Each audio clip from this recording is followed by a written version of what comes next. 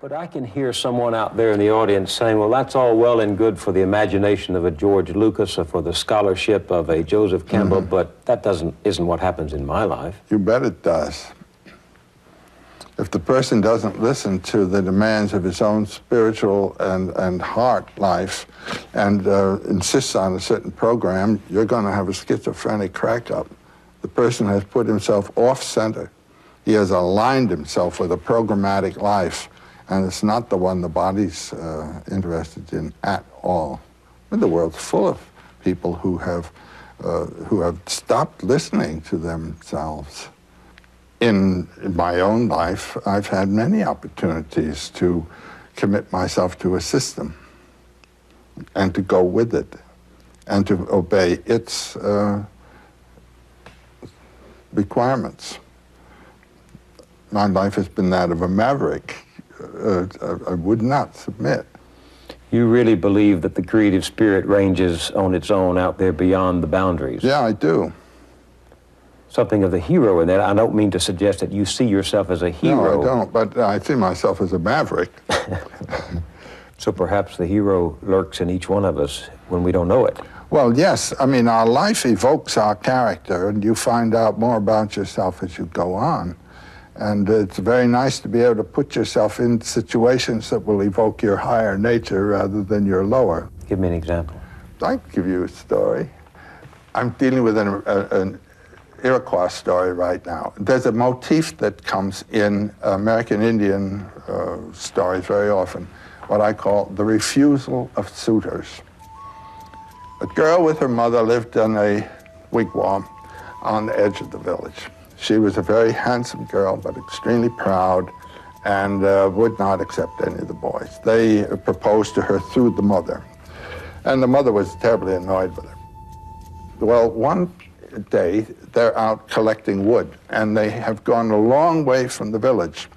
And while they are collecting the wood, a terrific darkness comes over them. Now, this wasn't the darkness of night descending. When you have a darkness like that, there's some magician at work somewhere. So the mother says, well, let's gather some bark and make a little wigwam, a bark wigwam for ourselves, and collect wood for a fire, and we'd just spend the night here. So they do that, and the mother falls asleep. And the girl looks, and there's this magnificent guy standing there with a wampum sash, glorious, and feathers, and all this kind of black feathers. He says, I've come to marry you, and I'll await your reply. She accepts the guy, and the mother accepts the man. And he gives the mother the wampum belt to prove that he's serious about all this. So he goes away with the girl. She has acquiesced. Mere human beings weren't good enough for her, but here's something that really, so she's in another domain. Now the adventure is marvelous. She goes with him to his village, and they enter his lodge. The people in there greet her, and she feels very comfortable about it and all. And then the next day, he says, I'm going off to hunt. So he leaves the lodge, and the door is closed with a flap. There's a flap. When he closes the flap, she hears a strange sound. So there's the whole day, and she's just in the hut. And as evening comes, she hears that strange sound again.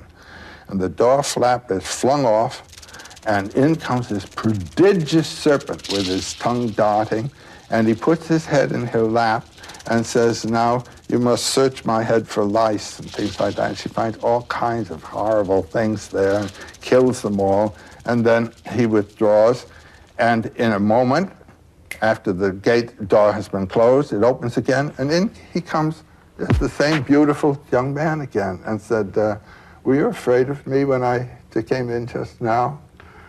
No, she said, she wasn't at all afraid. Next day, he goes off to hunt. And then she leaves the lodge to gather wood. And the first thing she sees is an enormous serpent basking on the rocks. And then another, and then another. Then she begins to feel very badly, very homesick and discouraged. Then the evening, the serpent, and then the man again. The third day, when he leaves, she decides she's going to try to get out of this place.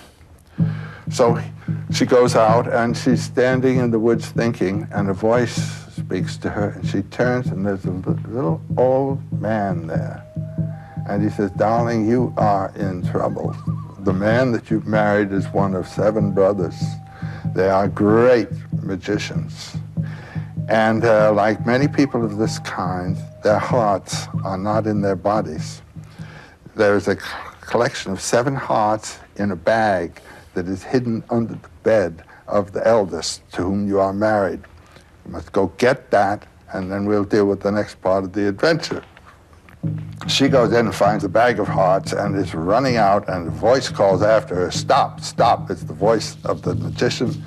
And she continues to run. He says, "You may think you can get away from me, but you never can."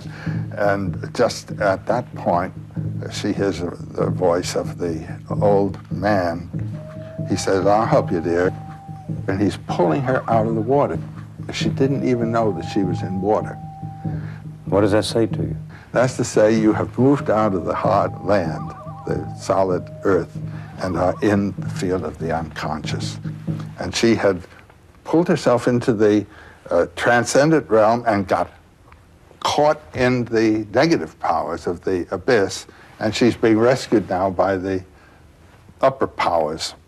What you have done has been to elevate yourself out of the local field and put yourself in a field of higher power, higher danger. And are you going to be able to handle it? If you are not eligible for this place into which you put yourself, it's going to be a demon marriage. It's going to be a real mess. If you are eligible, it can be a glory that will give you a life that is yours in your own way.